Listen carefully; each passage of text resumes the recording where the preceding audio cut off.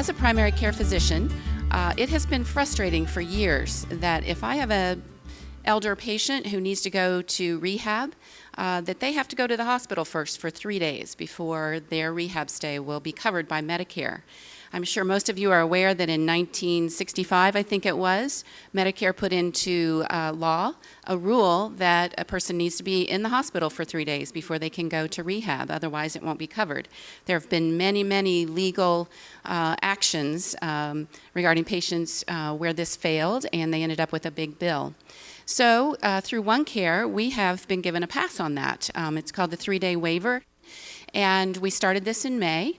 We so far have had 12 patients go from our Med-Surg main floor with less than a 3-day stay directly to Helen Porter, which is our skilled nursing facility in Addison County.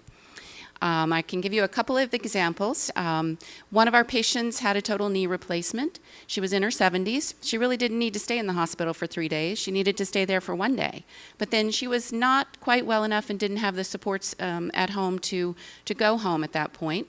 So she came straight to our rehab unit, stayed for about 2 weeks, left after intensive OT and PT with the ability to care for herself back in her home. In fact, she was even driving. Another example is a patient who had a ruptured tendon, came to UVMMC actually, had surgery, had a 1-day stay, and then was transferred to Helen Porter and stayed again for about 2 weeks and was able to go home at that point and back to her normal life.